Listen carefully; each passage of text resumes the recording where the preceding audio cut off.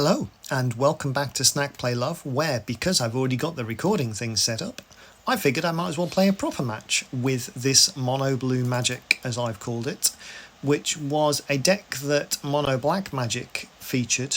They didn't quite get it to pop off in the way that they'd have liked. Essentially, you've got a Haughty Djinn, where it makes instants and sorceries cost one less to cast, and you've got Baral, Chief of Compliance, that does the same.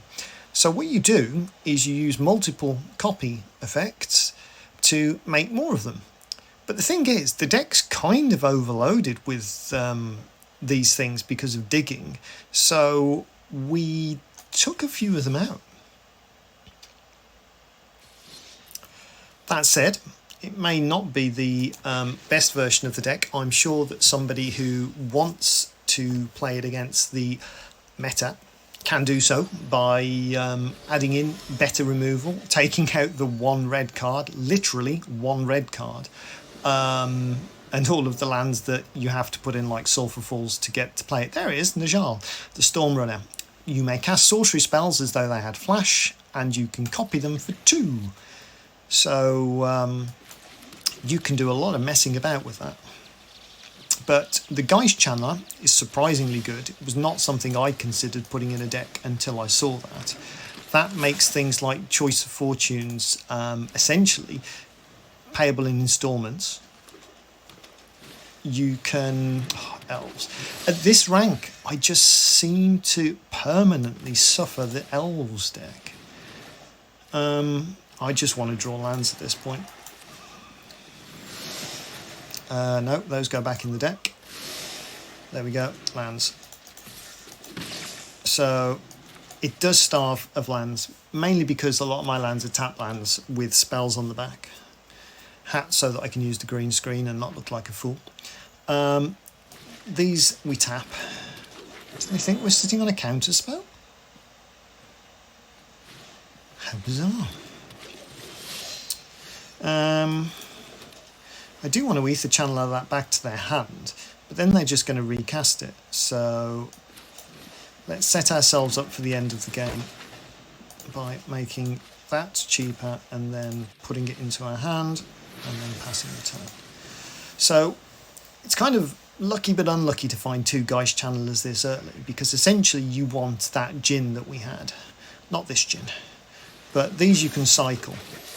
Against decks that play tall threats, as in big things, instead of wide threats, this is really good. But frankly, Elves is going to win by so much that... we haven't got anything that makes that better, so I'm just going to draw... Ah, there's the River's Rebuke. That wrecks all of the Elves' days. So if we draw a land next turn, we can put all of the Elves back in their hand, and they need to play them all out. And because of the way that the Elves generate mana and tokens, they need to play it out over more turns than it took them to play it out originally. Because they're not playing extra lands every turn, they're relying on their Llanowar Elves. There we go. But the thing is, we don't care about these guys. They've kind of done their job. So if we top deck a land in the next 2, we're okay.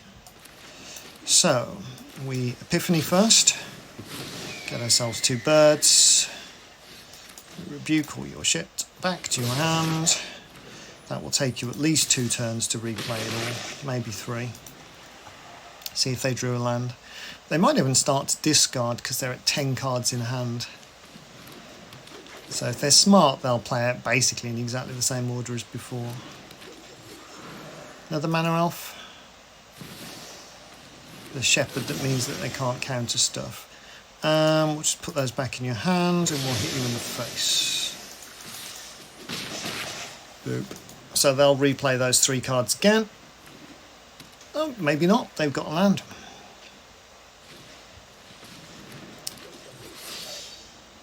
See, they should be playing the Orlosaurus Shepherd just because they think I might be playing counters. No.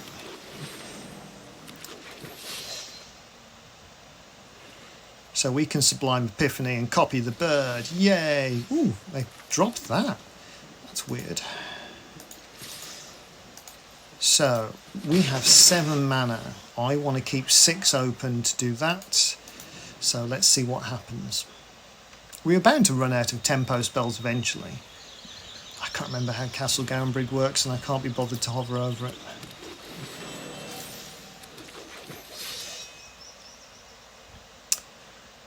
We want to counter one of the 3 mana ones, that'll do. Counter target spell, return, token. So that gets rid of 2 things for 1. We get a bird. He can still attack in if he wants to. You can play the Llanowar Elves. Can't attack with the Clan Caller actually. Yay, we only take 2. Seagate Restoration is actually not that good for us here. We don't really have any of the exciting stuff. We're not seeing this deck at its best. Maybe I should restart the video, you know. We can do 3 in the air.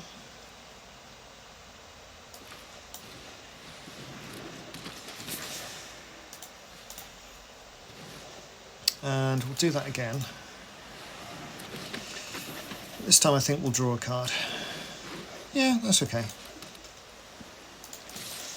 Don't care about those. Let's see what happens. We should have 1 mana counter spells at this point in the game, but who knows where all of our cheapenings is.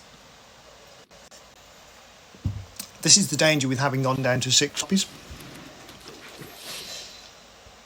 I mean, Seagate, does that tap for...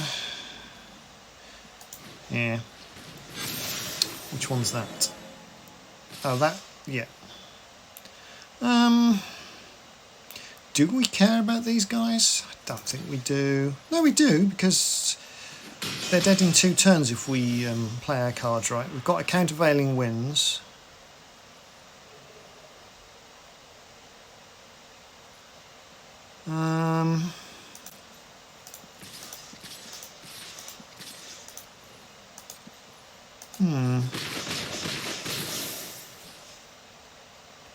We've got 9 cards in the graveyard. I'm just going to play that tapped. Let's see what happens. I don't like elves as a matchup for this deck, to be honest. We just need to not die to combat damage.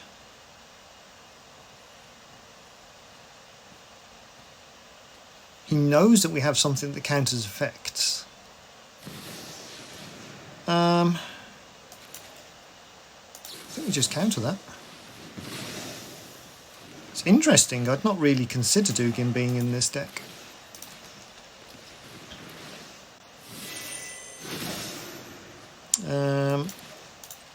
We need to tap the largest thing possible, yeah? So now if he swings at everything, he wins. Yay, they win, so. But, you know, as we've said, we're at the bottom of the ranking in the previous video, which you probably haven't watched. So we don't go down, but our internal match rating does go down. So we now get an easier opponent for our second match, dun, dun, dun, in theory, if there's one available. Just keeping an eye on my messages, do excuse me.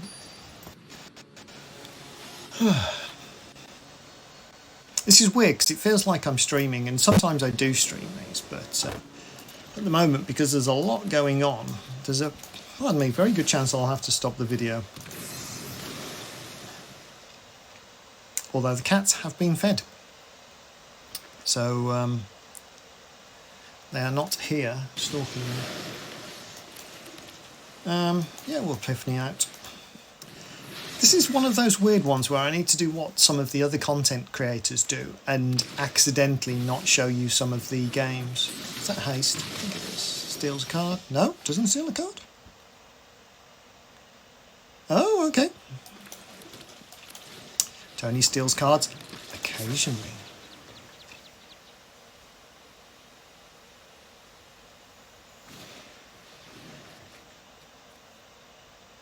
if defending player has more cards in hand than you, because I popped that out, foretold it.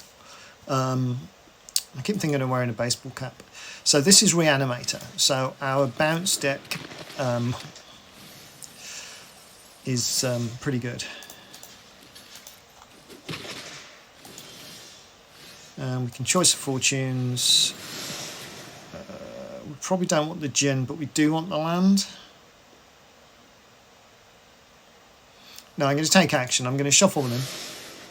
There we go. So we've got Castle Vantris. That's given us two things. Bop, bop, bop. Stitcher's Supplier fills the graveyard. And Robber of the Rich will steal cards out of our deck. So I'm probably going to still block the Robber of the Rich should they have any lands and ability to attack. They might concede, which would be good for us because we get to show a Baral and we get to show some tempo cards, and then we move on. Discover the formula. I don't think that was in the original version of this deck. So you get 3 non-land cards out of your library, which is good. Draw 3 for 6 mana. It's 5 at the moment. But then all of the stuff costs 1 less. So are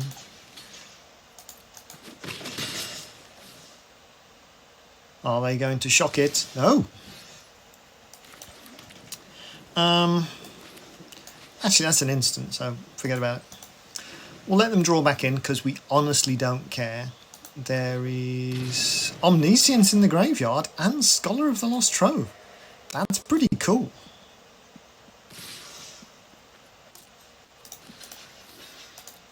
They're gradually drawing back into the game. But now we draw 3 cards and everything in our hand gets cheaper. Boop. So we can now have a Haughty Djinn. So as you will see, our bounce spells now cost 1 and our counter spell costs 2. But if we decide to punch ourselves in the face and copy the Haughty Djinn, we now have counter spells for 2 mana, bounce spells for 1 mana, and we can actually attack. Ta-da! So our opponent doesn't know it yet, but they may be locked out of the game already. Do we care about Robber of the Rich? Don't think we do.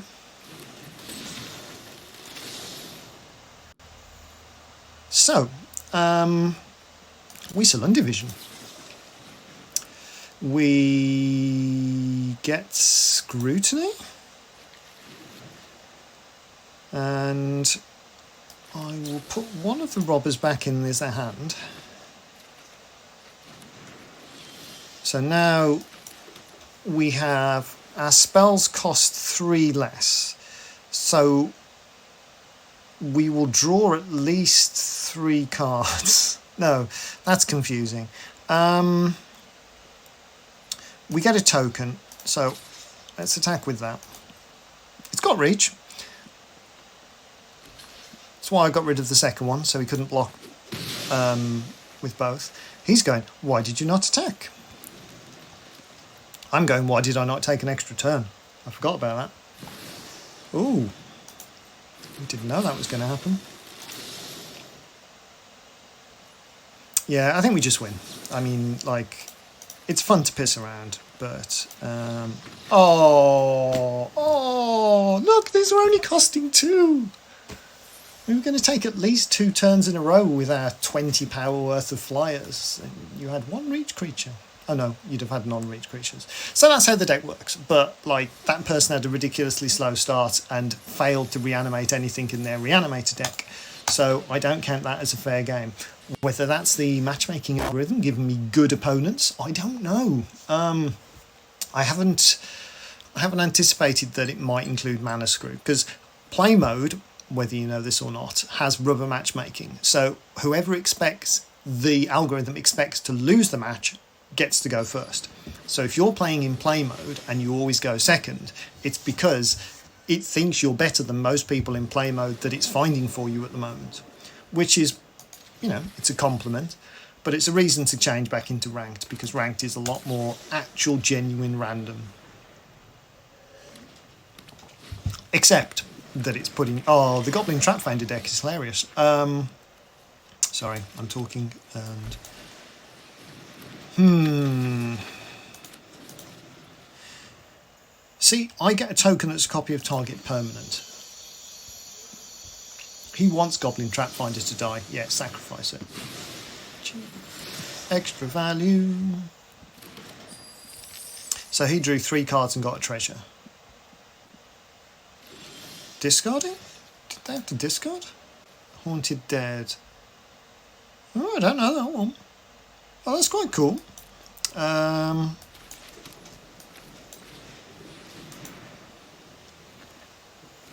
We have a lot of bounce and copy and nonsense ready for them.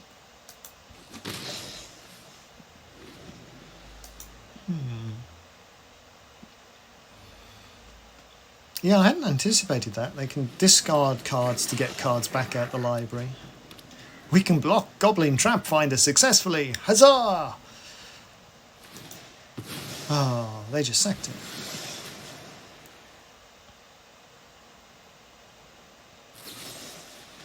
Oh, okay. That makes sense.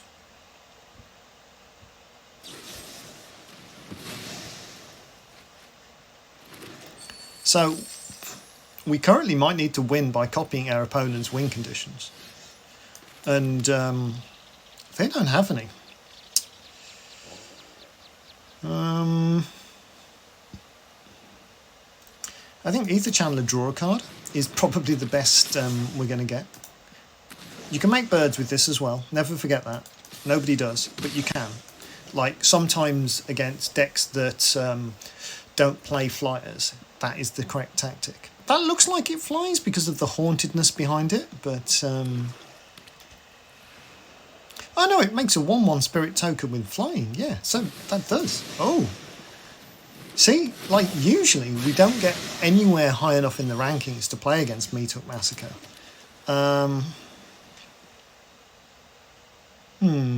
Okay. Because, as I said in the first video, which I didn't... Well, no, it's uploaded, but it's not public. I hover around 90% for the rating, the hidden rating, which you can see when you get to Mythic, which I will, like, almost certainly. If he moves to attacks, I'm tapping that down for a laugh. Wink.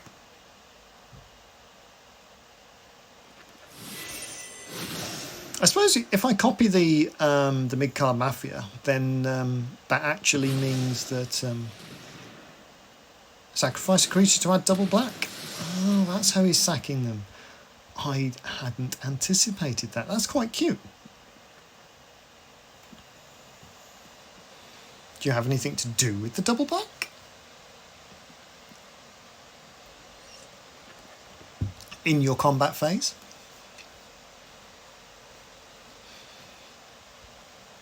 Oh, nope.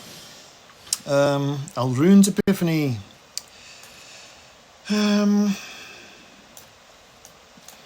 We'll foretell that so we get the birds, because they actually will matter in this match.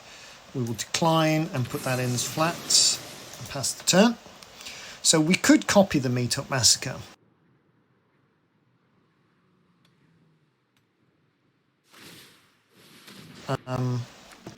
Disappeared, but yeah.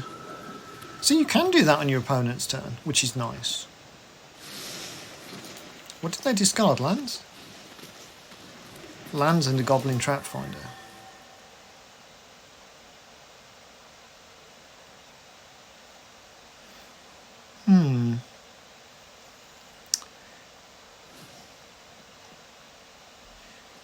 I don't know that we've got a good way to trigger that. Because if the Cameo of Morning is out on my turn, I could use Mythos of Luna to copy it, and then keep bringing Geist Channeler back from the graveyard. Oh, we don't have anything. Oh, such a shame.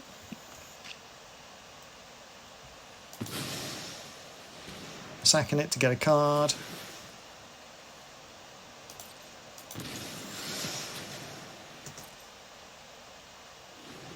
It's a nice idea, but it's a weird idea. No, that can just do too much.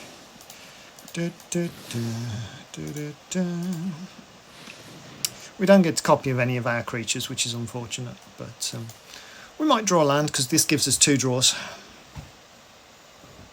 You should sack the ghost in response. Or not. I mean, you know, it's your ghost.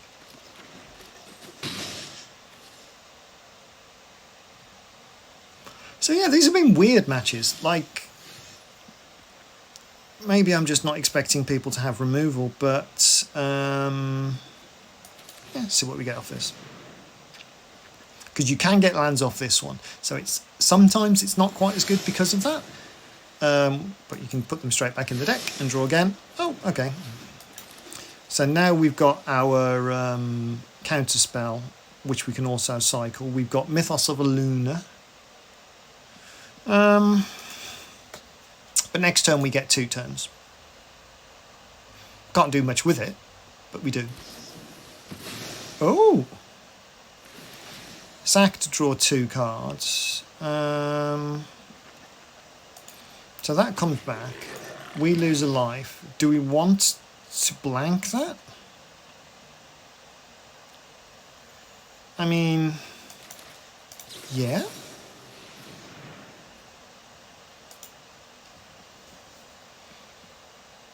So he can still sack his goblin.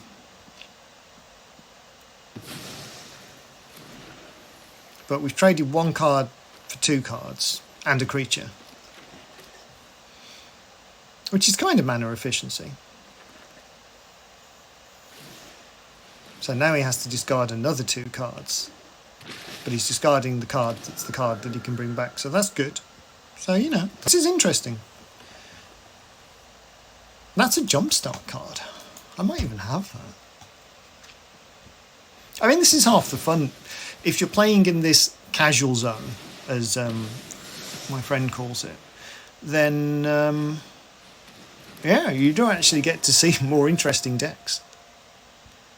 Because this is not a version of the Goblin Trapfinder deck that I am aware of. I mean, again, Cameo of Morning, Goblin Trapfinder, Bloodthirsty Adversary, these are all standard bits. Oh, we're dead.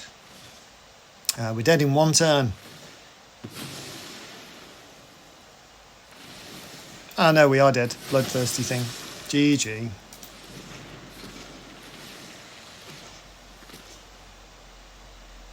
And they can pay for spells when it comes back out. That's pretty sweet.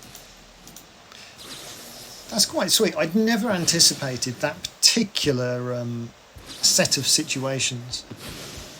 Deadly disputes from the graveyard to kill all of your things, to trigger a billion meat hook massacres. Well, okay, so we're still at the bottom of Platinum 4. Oh, how will we ever cope? But we have an entire month to get to Mythic, and this sequence of matches just made the process easier. Right, thank you for watching. I am going to go and play virtual reality golf with my friends. Bye!